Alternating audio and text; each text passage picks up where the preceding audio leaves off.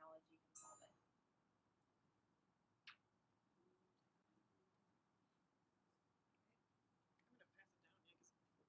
Yeah, I mean, I've been through, I've been in oil and gas. So my background is I started with Exxon, and I was with the midstream. I was with Enron, pipeline director of pipeline.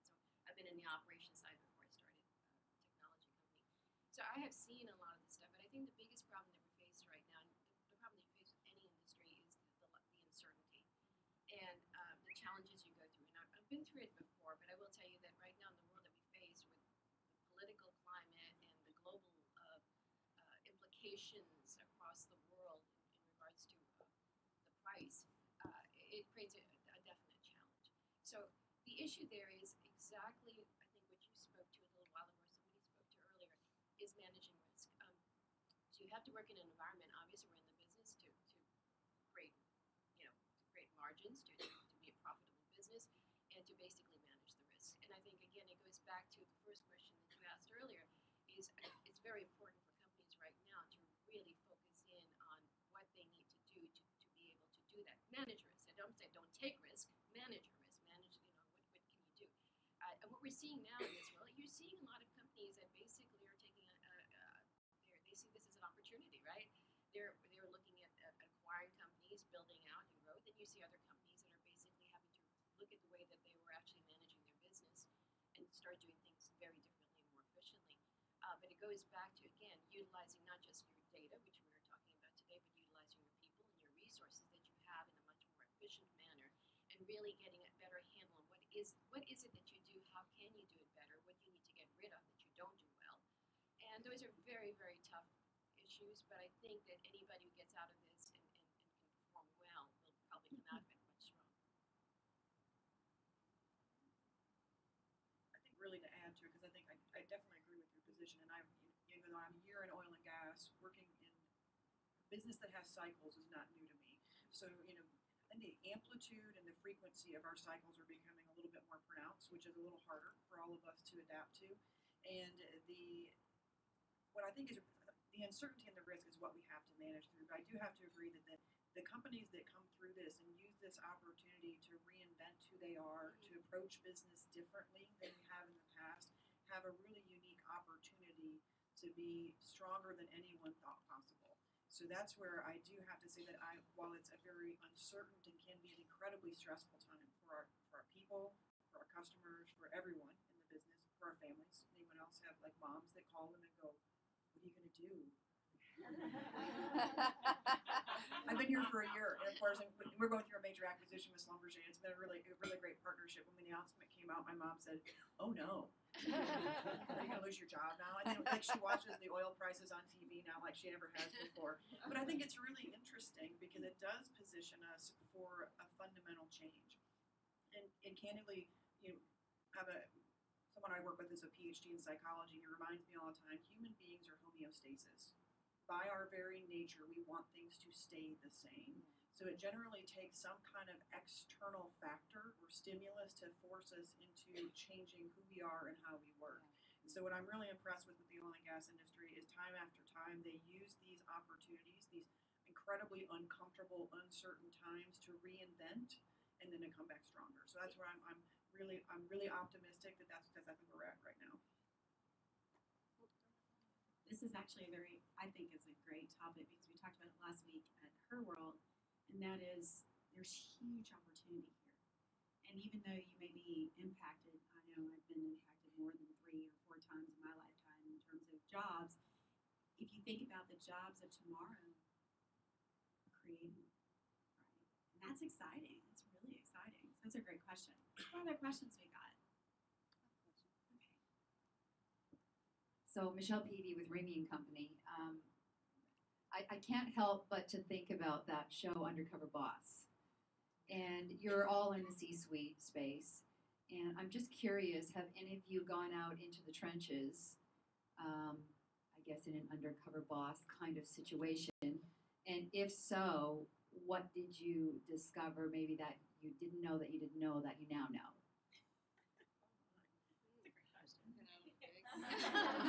She's like, I don't think she's looking for me to be the undercover boss. I think she's asking from a oil and gas perspective Could be, is my guess.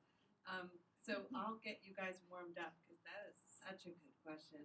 Jive is about a 700 person company, and we're all over the globe, but I can't go undercover. It's just we know all you. We know You we know could each die other of your really blonde. well. But I will say, I think in the spirit of your question, one of the things that's become so important in cultural work environment is transparency, and going undercover is kind of a way of asking a question of saying what's really going on. And so I think you're on a really hot topic, which is if you don't really know what's going on, the really smart advice that the women just gave around how to deal with change is impossible to do well, because you really have to know what's going on and create a culture of transparency so that you don't have to go undercover to find out what the true issues are in the company. But I also know any C-suite executive would agree, and if they don't agree, they're wrong. Not everybody tells you the truth Right. in these roles, and you have to ferret out and figure out who's going to tell you the truth, because you don't always want good news, especially when it's covered up with stuff that's not really quite true. You really want to know what's going on so you can do a good job with your company and be honest and genuine with your people. And that's hard to do. And being undercover, Heidi, Chuck, maybe you can figure out how we can get you undercover. That'd be really fun. You'd have to go blonde, definitely. So I'm going to turn it over now to Jennifer. So in truth, being at Cameron for a year, it provided me a unique opportunity to come in. I didn't have the background. I didn't know the people to ask and listen. And so that transparency is important, but also equally important is listening. And the way that you encourage very open, transparent conversations is that you talk less and you listen more. So some of the key advice I've ever gotten, and I have to say, especially in the C-suite, the key is to get people to tell you the information, good, bad, or indifferent. And the advice I've been given and have provided to others is the minute someone tells you bad news, you sit quietly, you listen, and you thank them. Because the minute you make it difficult, uncomfortable, or any more uncomfortable than it already is for someone to tell you the truth, the less often you're going to hear it. And candidly, we can make some incredibly impactful positive decisions or incredibly impactful negative decisions based on the quality of information that comes to us. We joke about it like we're only as smart as the people that work for us, but it's to a certain extent really true. Someone asked me yesterday, Jennifer, you must make a million decisions in any given day, month, year. I said, you'd be surprised at how few decisions I actually make, how many decisions I, in fact, endorse. So I ask a lot of questions. I might ask the team to look at something a little differently, challenge something, but ultimately the team comes to me with a recommendation and I support and endorse. And so that's what, going back to transparency, you have to create that spirit of transparent, open communication, good, bad, or indifferent, in order to be able to foster that type of environment. Can I just add to that? I think it's very. I always wonder how they can dress up and go. Yeah, like wear a blonde wig. I don't think that would work. But I think the other thing is definitely listening, but listening not just with conversation. I mean, you can do those surveys and all that. It's also just it's that sense. You have to walk the hallways. You have to be, because you can feel in an environment whether it feels healthy or not. And those are those things. And if it doesn't, then it's a time to start asking a whole lot of questions. But it's being aware and not just being stuck in those. And sometimes you have those god awful decisions and you're going through a really tough time. And it's so easy to just lock yourself up and try and figure something out. But that's the time that you have to remember that there are people out there who are working for you that you have to be very much aware of, and you have to be out there with them. And it's surprising just when you're walking the halls how much you hear that. So I'm going to pitch this one to you, because you're one of the few CEOs that is the CEO of a publicly traded company. Woohoo! Go CEOs. Yay. What is the most eye-opening thing that you've learned in your role as CEO as you've stepped into this role that you might want to share with folks in the room? There's a lot of things I've learned in this role. I'm still learning. I've been in this role for just over a year, and I thought I had a very good picture of what this role was going to be, what it was going to demand from me, and what I was going to do about it. And then I got into the role, and I realized I didn't know a goddamn thing about what this role was and what I was going to do about it. Because, you know, you can look from afar and see, and I had worked side by side. My last 3 companies, I was extremely close with the CEO of those companies. And so I thought I had a very, very good handle on what it would require. And the reality is you don't know anything until you're doing it yourself, until you have your own feet on the ground and your own, point of view, your own team, your own challenges. And so I've learned a tremendous amount in this role. But I would say the number one thing that I've learned is it's actually something Jennifer said, but I have spent literally way more time in this role than I ever had listening to my customers, listening to my employees, listening to what's happening in the market. Because really, as a CEO, you need to understand the environment to form a point of view so that you can endorse or not endorse what the team is doing. So you can provide the strategic direction that the team really needs. One of the key things is to be unified on what you're trying to go accomplish. And it's very, very easy. And I found it's just as easy in a 700-person company as it is in a 100,000-person company for people to be doing different things for different reasons on different tracks with different groups. And it's really the CEO's job to make sure that the key priorities of the business are really bought in by the employees and that we're really focused on driving to that winning goal. And I think all of that is supported by culture and supported of what do you believe in? What are the values of your business? What are the things that people believe in? And that's why they're there to do the hard work. The other thing that I discovered and being a CEO is that it's probably the most alone time I have spent in my life since, I don't know. Because you wind up spending alone time, meaning that there's only one of you. When I was a CMO, I had a lot of marketers I talked to all day long, and I partnered with my CIO on all the technology things I wanted to do, and I talked to my peers about how to help them with product. And when I was a head of sales, same thing. When you're a CEO, there's one of you in the company. And so you need to find ways to actually collaborate and share ideas and get insights outside of the building. If you really want to hear other perspectives and do a good job listening, because you want to hear from someone in a CEO role who might have, similar challenges and similar points of view and similar outlook on how to be successful. So that's been a major change for me, which is sometimes being outside of the Jive ecosystem is a good thing to be able to share and be with peers. So that's my answer. So, any other questions?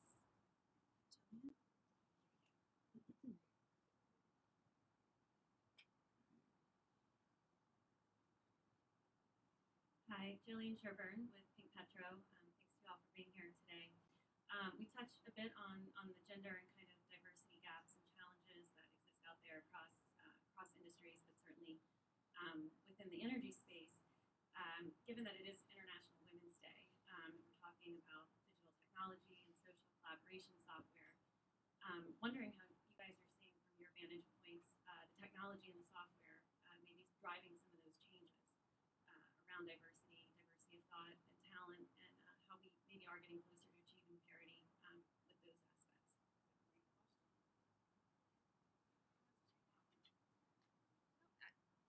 I'll speak for me. I mean, I'm a New Yorker. I grew up in New York, but just my background, I'm much older than probably everybody in this room. But my whole probably am. But my whole point is, I mean, you look at me. So my father retired. I went back to Pakistan, Karachi, which is where I was born. And in those days, this is the 70s, and so my whole thing is at that point they were not hiring women. Women were in education, education and in medical, but they weren't hiring them very much in business. You saw secretaries, but you didn't see anybody in many higher roles, women in that. And because at that time they didn't have computer people, and because of the fact that I had a computer role, that's how I got into Exxon. And I was So you see amazing changes because people need that skill set. They need the capabilities, and I think that's what's exciting for our young women. We were just talking a little while ago about getting young women involved in robotics, at an earlier stage. And for me, that is exciting because if we have, again, I don't know how most people, any good smart person who's hiring is going to hire on capability, right? That we know that. So the whole issue is though, how do we get our women more excited about some of the areas, especially our younger women, and that's one of the big changes that work a lot in STEM, as and stuff, is to get our young women as involved and excited about some of the technology things because there are opportunities for them. But it certainly opened the door for me, and that's what I keep coming back to that. If it can open the door for me, then it can open the door for a lot of women as well. So, candidly, gender diversity in STEM is one of my big, huge passion areas. So you hit on something there. It's combining technology and using that as a way to reduce any kind of a gender gap that might be present, which there certainly is. And I can tell you that honestly, in technology, we have fewer computer science graduates that are women now than we did when I graduated from school 17 years ago. So that's a problem. And if you look at where I think technology can help, but also occasionally where it can hurt, is that it's reinforcing some of the stereotypes that we might think about young girls or women. Because girls are making decisions about the age of 10 to 13 on whether or not they're going to be good at science, whether or not they're going to be good at math, whether or not they're going to have a computer science class in high school, because it's offered, but they may not sign up for it. So we have a really unique opportunity. So not only do we have to think about how we get our fair share of women in oil and gas or in energy, period, because we're not getting our fair share right now. They're going to other industries. So we have to fix that. Got some ideas around that too. How do you get them excited about coming and being a part of that? But we also have to help women be attracted to the fields that they have not historically been attracted to. I work in a technology field. I have been in technology my entire career.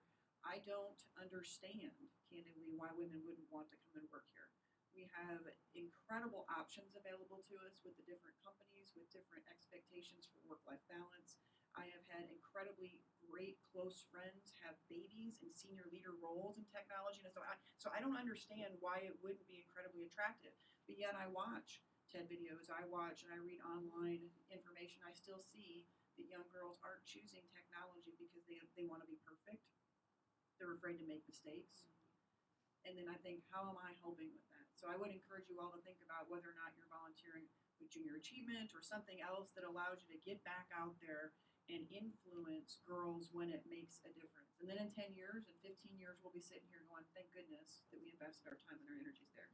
Because I don't think we get to parity until we convince the young girls to go and be attracted to engineering fields or marketing fields or business fields or whatever it is that makes their heart happy. They keep their eyes open long enough for them to be able to figure out what makes their heart happy rather than allow societal influences or unconscious biases send them down a path that's traditional. I love it. My mom, first woman in her family to go to college, huge appreciation. But her parents were very clear. She could go into nursing or education. So a lot's changed even in our generation. So I'm pretty excited about what's coming in the future. So apparently we have now spawned other questions, but I'll pass off. I'll just quickly comment that this is a serious, serious issue. We are nowhere near solving parity, and we are nowhere from both a pay perspective and from a position perspective. So we have a lot of work to do. And we need not only women to want to do that work, we need men to want to do that work. And I think many, many men do want to do that work. I, in my career, was very, very lucky to have an early sponsor who was a very experienced executive who took me under his wing, and I got to see so much and learn so much early on because he cared about me. And so my call to action in any of these discussions is always about what can you do today? Like we care about STEM, we care about parity, we care about signing up and pledging, we care about donating, all of these things. But what can you do today? Because you work with women, you work with men.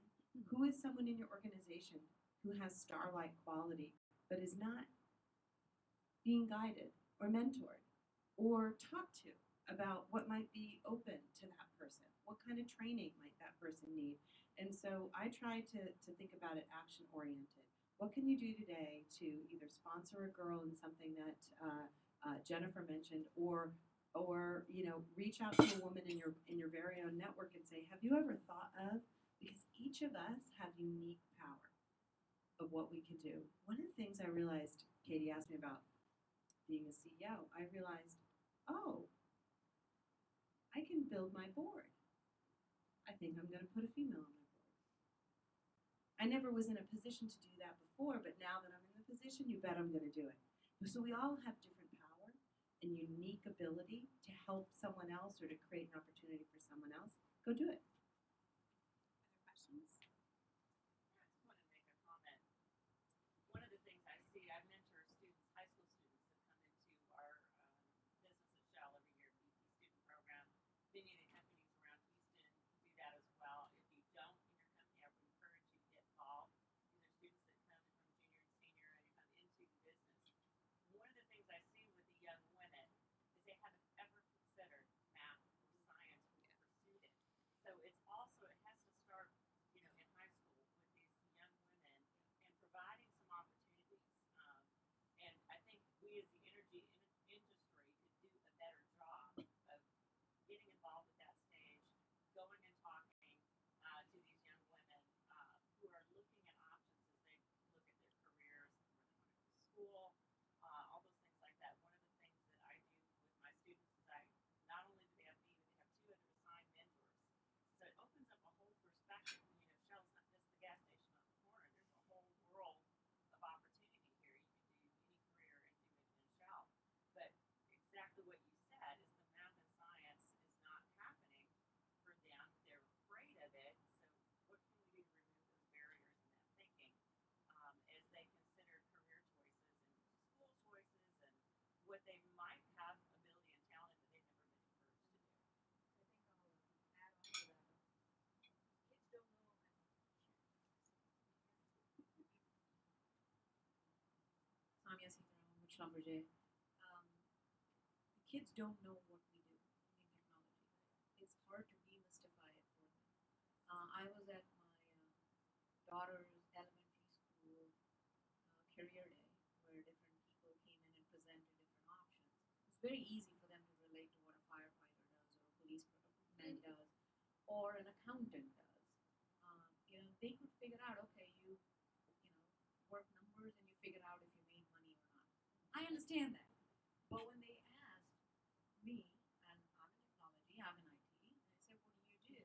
And I had to break it down and say the computers that are in the company, we manage them, we get the data from them, it gives us information that helps us make decisions that help make the company make money.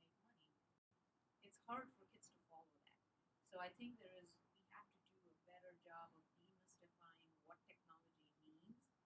We need jobs, or it's like bring your daughter or bring your son to work day. That's the best thing you can do for giving them an insight into what we do at work. Um, when I was at GE, we used to have high school students intern or co-op at GE and be our desk side support because that gave them an opening into understanding how do you troubleshoot basic stuff. They got hooked on. That was the hook. They felt like they solved problems all day long and it got them excited. And then you move them up and say, okay, now let's put you into application development. It was selfish reasons we were able to retain a lot of those people and have them within the job chain, but at the same token, right? It was a hook in. They felt like they solved the problem. They helped the user. They saw the immediate, the instant gratification that the millennials need. Those kind of hooks are important because they need to feel like they did something, they accomplished something, and they helped someone. And that was one of the things we did. So my daughter is 5, and since she's a kid, she's been really into Ninja Turtles. So we call her the Ninja-neer. She wants to be an engineer, but she wants to be a ninja-neer. But it's interesting you say that because we would drive up to the gas station, and I explained to her, Mommy's going to put gas in the car. And now when we drive up to the gas station, she says, Mommy's going to put gas in the car because Mommy makes the gas so the car can go. And so she understands, right? Very basically, I don't at the moment make the gas that gets put in the gas station, but she understands, what our industry does. And I think you're right. It's a conversation we need to have. It's a conversation we need to not just have with our kids, it's a conversation we need to have more broadly explain to people what it is that we do and why it's so vitally important. So, what else? Can I just add something to that? Sorry, I know a number of people in the room. My friend Donna Colzier works on a lot of this stuff. The other issue that we have is we still have an economic gap. We have to remember that. And the issue is that some of the stuff that we take for granted, technology, for example. So I've been working with the Young Women's College Preparatory Academy, many of you HISD, all women's school from the very beginning. One of the biggest thing we had is these girls come from disadvantaged schools. They don't have the access. So a big thing that we did was try to get them computers and get them to be able to take them home and get them insurance to take them home and work with them. So they're not going to discover what they love unless they're exposed to it. And so we have to work at all levels. Certainly for the ones that come from families that can afford it, then it's getting their interest and getting it hip and cool and all of that stuff. But for others, it's just giving them access to it so that they can be exposed enough to find out their interests. I think that's very important right now. All right, so we've got about 20 minutes left. I figured I'd leave that for networking, and you guys can connect and get to meet some of our speakers. And just thank you so much for your support for women, for your support this awesome industry that we're a part of. There's only bright, shining days ahead of us, so keep the faith and get excited, because I think we've got an interesting 12 to 18 months ahead of us. And thanks to our speakers for coming.